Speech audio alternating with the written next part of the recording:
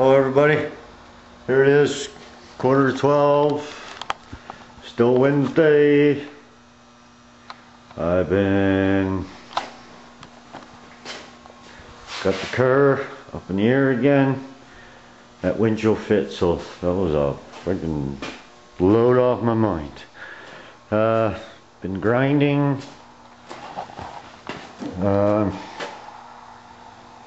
This is the 4-door bottom, and when I was tearing the car apart, I noticed that the driver's side must have been smashed at one time and a new quarter put on it. And I can see, as you can see, I've run into this.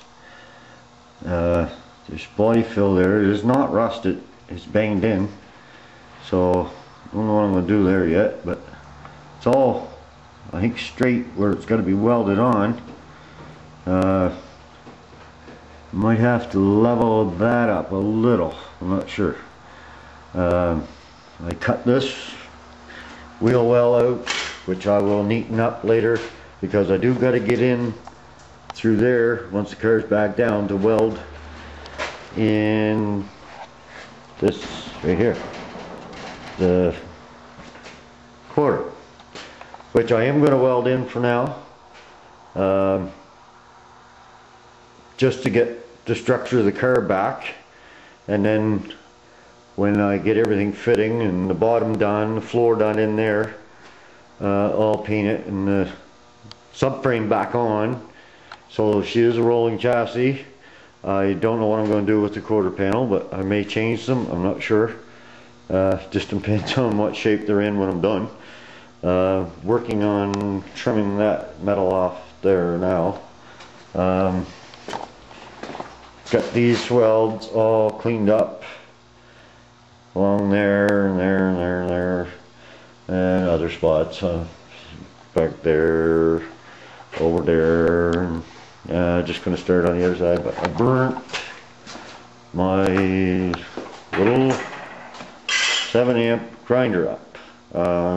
I do have the 12, which is a darn good friggin' grinder, but it's heavy. I don't know what it weighs, but man, it weighs like 7 pounds when you start, and about 5 minutes later it weighs 17, so if you know what I'm saying. So what I done, that's just a little wee guy, 7-amp. I have used that, oh man, a lot. Anyways, because I gotta do a lot of grinding, I need something light. I went and got a new one. It was, I don't know, $39.99 tax. Lifetime supply of grinding stones. I already have lots of those anyway, but I'll just put them up. Then you got these thinner stones for cutting, I don't know, metal. This says metal on it. It's not for cutting, but grinding or something. And then you got these that are too thick for cutting wheels, but they may be alright for grinding in tight spots. And comes in a nice little case. So anyways, hopefully it lasts. 3-year warranty on it, so we're going to put her to the test on this jobby. And while I was out there, they had this on sale. Just a little 18-volt flexible head light, which comes in handy under this car. And whoops, it's quite bright. Just hit the button. Didn't come with a battery. That's the battery off my drill, which fits right on. I figured it would just by looking at it. But that was only $7.99, so I thought I'd grab that. And question for HPR. This is the filter I think you used, and you mentioned it to me before, but I didn't know if this was the right stuff or not. Just give me a second here, I'll get it out so we have a better look at it.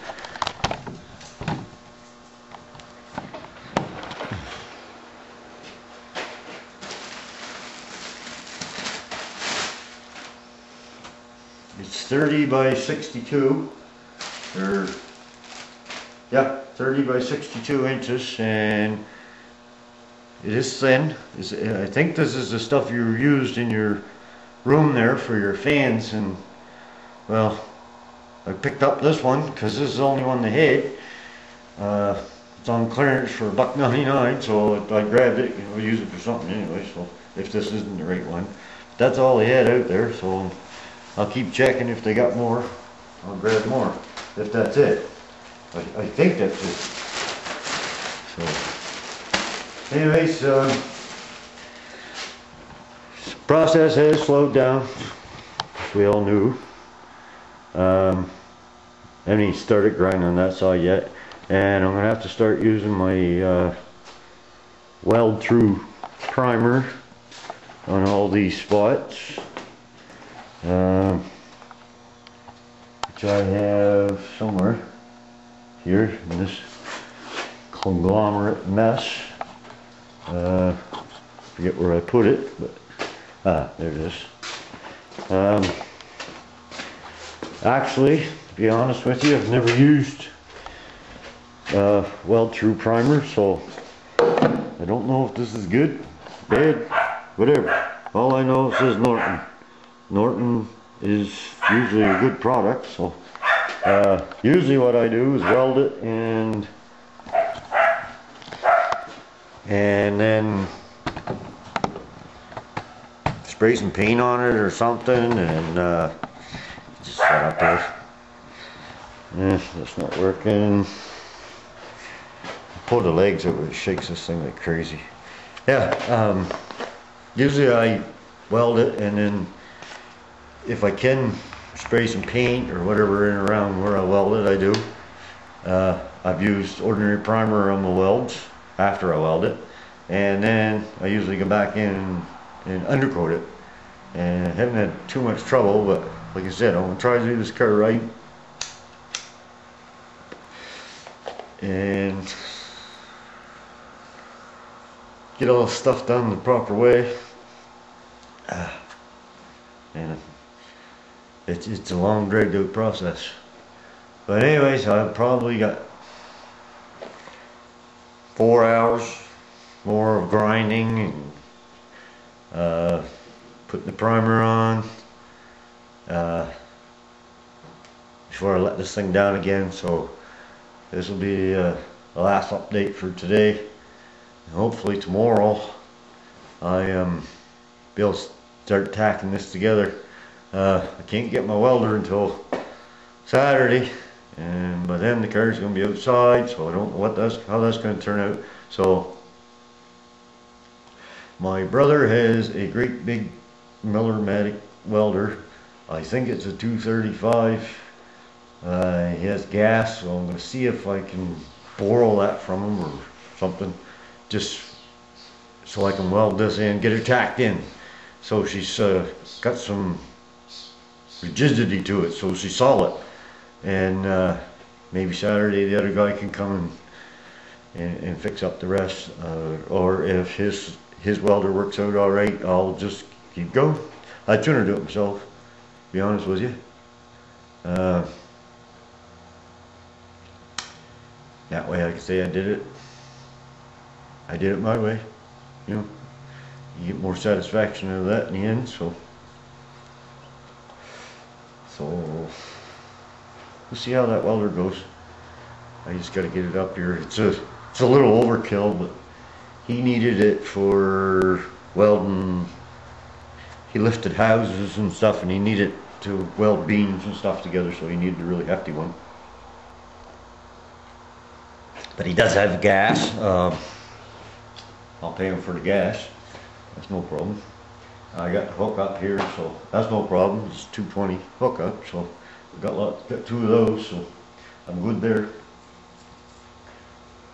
And I'll just practice on a little bit of scrap. I think I got a little bit laying around here. Actually, I know what I do. And go from there. So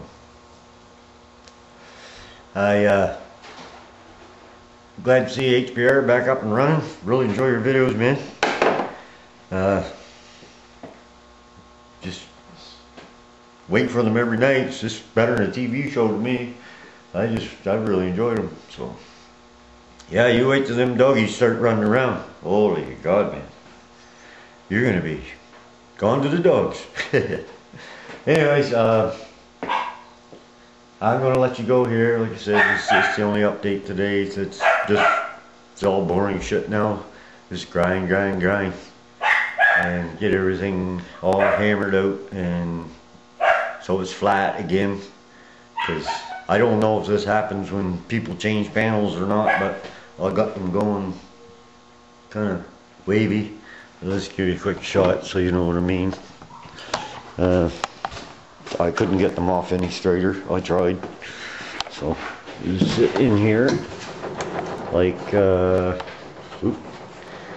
along there, for instance. That is really messed up. Here, right here, I'm not worried about it. That has to be replaced, which I can fix that, I know I can, and make that all nice and square and nice seam down in here like it's double. So I'll cut one for here, make that, and then make another one for out here, and get this flowing down in here nice and with the right shape on it and everything. So I can do that. So, but here I'll have to hammer and dolly that all flat, so it sits down in there. It goes here, and then the top of the quarter panel rolls under and sits here. So I'll clean that up a little more. And I don't know why those holes are there, but they are. Those are factory holes, little slits. But and I gotta leave that bent in until I set everything down. I gotta fix up that corner because that was rusty and kind of tore all the pieces. And let me see, right in there, I gotta leave that out because this, see if I can get a shot of it, has to fit up in between there. The ridge on the wheel well, that's it. This is all stuff the holds car together, believe it or not. It's not much actually. So just down through there,